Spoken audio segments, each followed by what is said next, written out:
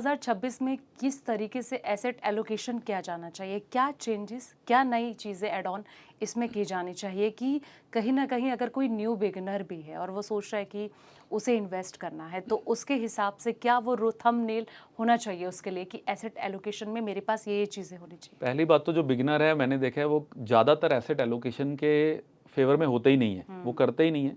शुरू में एक तो या तो उनकी सैलरीज कम है या फिर वो बिगिनर हैं और वो उनका आई थिंक मंथली सिप का ही जो बेस्ट रूट रहता है म्यूचुअल फंड का वही रहता है। बट अगर आप थोड़ा सा अपग्रेड कर चुके हैं अपने आप को या फिर अगर आप सेफ अप्रोच शुरू में ही फॉलो करना चाहते हैं जो कि बहुत अच्छी बात है, तो आप इक्विटी के साथ डेट का एक एलोकेशन आप बना सकते हैं। मैंने इसे डेट तो फिक्स्ड इनकम के काफ़ी प्रोडक्ट्स होते हैं, वो म्यूचुअल फंड के थ्रू भी हो सकते हैं, वैसे भी हो सकते हैं, तो उनमें आप थोड़ा सा एलोकेशन कर सकते हैं। वो इसलिए नहीं है कि वो आपको ज़्यादा रिटर्न बना के देंगे, काफ़ी हमारे रेट कट आ ही चुके हैं, तो जितना डेट का रिटर्न आना था काफ़ी अच्छा रिटर्न ऑलरेडी रियलाइज़ हो चुका है, तो आगे वो भी रिटर्न अगर रेपो रेट आज 5.25% है तो वो आपका 7 या 8% से ज़्यादा डेट का अच्छे क्वालिटी में रिटर्न ज़्यादा नहीं आने वाला इससे ज़्यादा।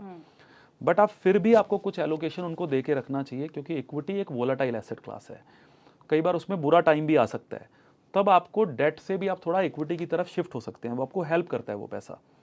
अभी जैसे लास्ट ईयर इक्विटी में इतना पैसा नहीं बना, तो इस समय पे आप थोड़ा सा जो ऑलरेडी एक इन्वेस्टर्स हैं जिन्होंने डेट एलोकेशन इक्विटी एलोकेशन भी एक अपने ऑब्जेक्टिव के हिसाब से किया हुआ है, किसी ने सपोज 60% का इक्विटी एलोकेशन था या 40% का उसने फिक्स्ड इनकम का एलोकेशन हुआ है, तो थोड़ा सा 5-7% का वो इक्विटी में भी जा सकते हैं क्योंकि मे बी वहाँ पर वैल्यूएशन बेटर हो गया, तो आप ऐसे टैक्टिकल कॉल्स आप तब ले सकते हैं। बट अगर मैं बात करूं कि ओवरऑल मार्केट सिनेरियो की कि 2025 से 2026 में हमें क्या करना चाहिए, ऐसा कोई बहुत बड़ा चेंज हमें करने की ज़रूरत नहीं है। जो भी एसेट एलोकेशन करते हैं जनरली इन्वेस्टर्स अपनी नीड्स को देखते हुए शॉर्ट टर्म में किसको जितना पैसा रिक्वायर्ड है, लिक्विडिटी रिक्वायरमेंट है या नहीं है, अगर नहीं है 3-4 साल तक आप इक्विटी को ज़्यादा वेटेज दे सकते हैं। अगर आपको बहुत जल्दी पैसे की रिक्वायरमेंट है तो इक्विटी आपके लिए इतना अच्छा एसेट क्लास नहीं है, क्योंकि हो सकता है जब आपको पैसे की जरूरत हो तब तक मार्केट डाउन हो। ठीक है, तो अपनी नीड्स को अपने ऑब्जेक्टिव को देखते हुए ही आपको एसेट एलोकेशन करना है, तो आप उसको जनरलाइज नहीं कर सकते हो। आई थिंक वो दर्शक को अपने हिसाब से सोचना पड़ेगा कि उनका आगे रिक्वायरमेंट क्या है। बिल्कुल, बिल्कुल। कहीं न कहीं ना आपने एसआईपी का ज़िक्र किया कि हाँ जी। एक सेफ ज़ोन में इन्वेस्टर यस। जा सकता है, तो आपके हिसाब से क्या लग रहा है कि अभी भी आप मानते हैं कि अगर किसी को सेफ ज़ोन में ही जाना है, तो वो एसआईपी की ओर जा सकता है? आई थिंक सबसे पहली बात हमारा जो रेगुलेटर है, चाहे सेबी कहें, एमफी जो ऑर्गेनाइजेशन हो गया, तो ये one of the world class organisations है। इन्होंने इन्वेस्टर की हित के लिए बहुत सोचा है और जितने भी पहले लूप होल्स थे या जितने भी रूल्स आए वो सब इन्वेस्टर के फेवर में आए, तो वो एक ऐसा सेगमेंट है जो बहुत प्रोटेक्ट करता है इन्वेस्टर को, तो ये बहुत अच्छा सेगमेंट है। तो म्यूचुअल फंड तो आपने देखा है कि एवरीबडी रिकमेंड्स, हर कोई उसको प्रमोट करता है, रेगुलेटर हो, नॉर्मल एएमसी कंपनीज हो।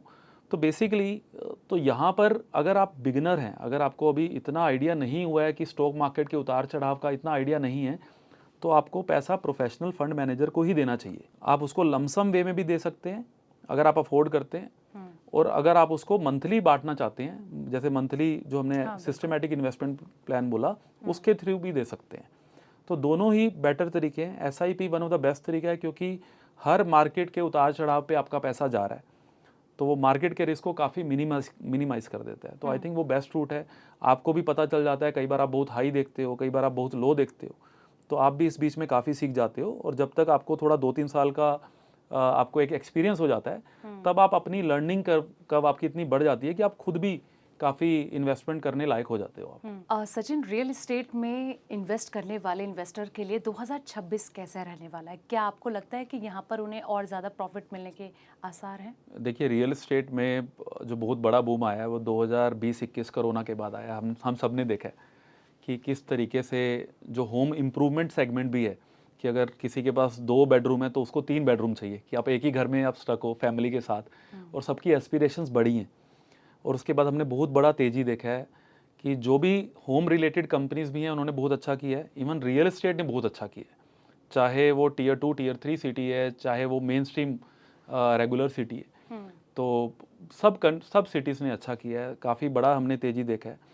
बट अगर आप देखें कि हर साइकिल रियल एस्टेट का वो 7-8-9 साल का रहा है, एंड हमने बहुत बड़ा एक जो एक 2020-21 से अब तक का जो एक टाइम देखा जिसमें काफ़ी अच्छे रिटर्न बन गए, जैसे मैं कह रहा था कि एक हाइप के पीछे हमें नहीं जाना है, तो हुआ क्या है कि मेन मेट्रो सिटीज़ में हमने ये फील किया है कि आपका डिमांड अभी भी बहुत है, अभी भी बहुत लोग हैं जिनके पास घर नहीं है, तो आप ये डिमांड हमेशा इंडिया में रहने वाला है, ठीक है।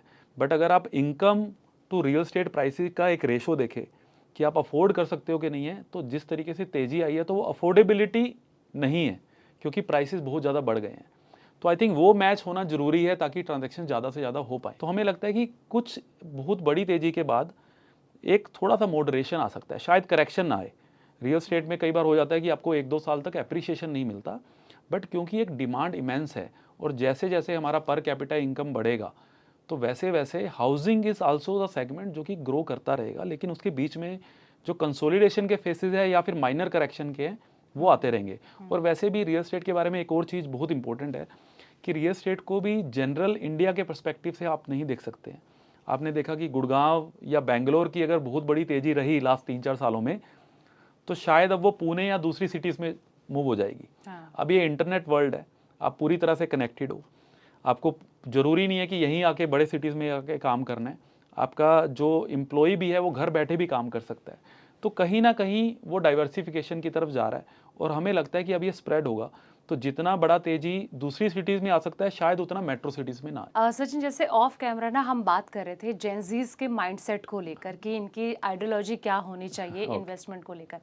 आपको क्या लग रहा है कि इस नए साल में किस तरीके से, क्योंकि देखिए बहुत अग्रेसिव होते हैं कि इन्हें बहुत कम टाइम में बहुत बड़ा फंड चाहिए, तगड़ा रिटर्न चाहिए, और कहीं ना कहीं रिटायरमेंट का जो लॉन्ग सेट जो होता है एक बनाते हैं लोग कि 60 साल तक रिटायरमेंट प्लानिंग हो जानी चाहिए, लेकिन इनका ड्यूरेशन जो होता है वो कम होता है। वही मैं कह रही हूँ कि जेंजी हैं तो जाहिर सी बात है कि ये अलग डायरेक्शन में इनका माइंडसेट जाएगा। तो आपके हिसाब से क्या लग रहा है कि किस तरीके से ये क्या ऑप्शन चुन सकते हैं, किस तरीके से क्या इनकी आइडियोलॉजी होगी नए साल में? देखिए, बहुत इंपॉर्टेंट आई थिंक क्वेश्चन है और बड़ा इंटरेस्टिंग सब्जेक्ट है, क्योंकि this is the future of India. अगर आप जेंजीज को समझ पाए या फिर जेंजीज मार्केट के ट्रेंड को समझ सकते हैं, तो नथिंग लाइक इट। तो हमारा बड़ा इंटरेस्टिंग टेक है इस पे कि जेंजीज, यू आर राइट, कि काफ़ी वोलाटाइल माइंड है, काफ़ी एग्रेसिव माइंड है, बहुत चीज़ें उनको जल्दी चाहिए, और उन्होंने अपने अराउंड वो स्टोरीज भी देखी हैं। उन्होंने अमेज़न को 1000-2000 गुना होते देखा है, उन्होंने ओपन एआई देखा है, तो बहुत सारी कंपनीज हैं, न्यू एज कंपनीज आई और सीधा बिलियन डॉलर के कंपनीज हो गए, लेकिन उन्होंने देखा नहीं कि वो भी 10-15 साल से शायद लगे हुए थे, लेकिन जब वो पॉपुलर हुई तब यहाँ हमें दिखी। तो आई थिंक वो बहुत ज़रूरी है उनके लिए कि पेशेंस रखना ज़रूरी है। बट आई थिंक एवरीबडी, हर एक को वो प्रोसेस के थ्रू जाना पड़ता है जिसमें लॉसेस होते हैं, जिसमें आप एग्रेसिव कॉल लेते हो, फिर आपको अकल आती है, फिर आप थोड़ा समझदारी से कॉल लेना स्टार्ट करते हो। तो सिर्फ हमारे बताने से या हमारा उनको गाइड करने से बहुत ज़्यादा रोल उसका प्ले होने नहीं वाला है। आई थिंक वो उस प्रोसेस के गो थ्रू होएंगे। मैं आपको कुछ एक एग्जांपल बता सकता हूँ। हालांकि we really respect their mindset also, and मैंने अपनी ऑर्गेनाइजेशन में फील किया, हमारा organization centricity is a very young organization in the sense काफ़ी यंगस्टर्स, काफ़ी इंटर्न्स उसमें आते हैं, काफ़ी वो काम करते हैं, बहुत मेहनत करते हैं, बट उनको चीज़ें बहुत जल्दी जल्दी चाहिए होती हैं। बट उनका पर्सपेक्टिव भी मार्केट को, ट्रेंड को पकड़ने का बहुत अच्छा मुझे समझ में आया। जैसे अभी पीछे कई न्यू एज कंपनीज जो आईपीओ लेके आई, जैसे लेंसकार्ट, ग्रो, जब हम उनको वैल्यू कर रहे थे हमने देखा कि काफ़ी स्ट्रेच वैल्यूएशन है, लेकिन जो हमारे एनालिस्ट जो थोड़े यंग थे, जो पहले इंटर्न थे, आज वो मेन स्ट्रीम एनालिस्ट बन चुके हैं, उनका पर्सपेक्टिव थोड़ा डिफरेंट था। अगर आप उनसे पूछें, और हमने रियलाइज़ भी किया बाद में, जैसे ग्रो की मैं एक एग्जांपल दे देता हूँ, just for example, note a buy और सेल रिकमेंडेशन, तो हियर इज आवर डिस्क्लोजर। हम कंपेयर कर रहे थे कि एंजल वन का क्या वैल्यूएशन है, मोतीलाल ओसवाल का क्या वैल्यूएशन है, उनका कितना मार्केट शेयर है, ग्रो का कितना मार्केट शेयर है, कितना वैल्यूएशन होना चाहिए। उसके हिसाब से हमारे कंसेंसस हमारा बन रहा था कि थोड़ा महंगा है।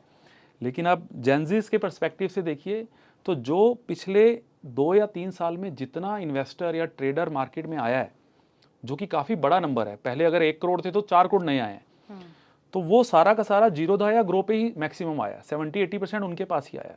अगर आप उनसे व्यू लें तो वो कहेंगे कि ग्रो जैसा कोई प्लेटफॉर्म नहीं है, उनको बड़ा ईज़ है, DIY मॉडल है, वो कुछ भी अपने आराम से कर सकते हैं, और उसमें बहुत सारे ऐसे फीचर्स हैं, ऐसे टूल्स हैं जो आज के ट्रेडर को पसंद है। ठीक है, तो जब वैसे हमें फीडबैक मिले कि नया इन्वेस्टर वही आ रहा है जो अगले 20-25 साल में इन्वेस्ट करने वाला है, चाहे वो म्यूचुअल फंड में करे, ऑल्टरनेट्स में करे या स्टॉक ट्रेडिंग ही करे, तो काफ़ी बड़ा नया इन्वेस्टर चंक वो लेके जा रहे हैं, तो ऑब्वियसली उनको प्रीमियम पे होना जरूरी है। तो हमारा व्यू थोड़ा चेंज हुआ, हमारा व्यू थोड़ा पॉजिटिव बना उस पर, जो पहले न्यूट्रल था। तो आई थिंक उनको भी स्टडी करना, जेंजिस का एक माइंडसेट है जो करंट मार्केट को, करंट जो कंज्यूमरिज्म चल रहा है उसको देखते हुए बड़ा एक अनबायस्ड व्यू दे सकते हैं, जो कि हमारा एक ओल्ड स्कूल हो सकता है। आई थिंक वो भी बहुत बड़ा इंपॉर्टेंट रोल एक प्ले करता है।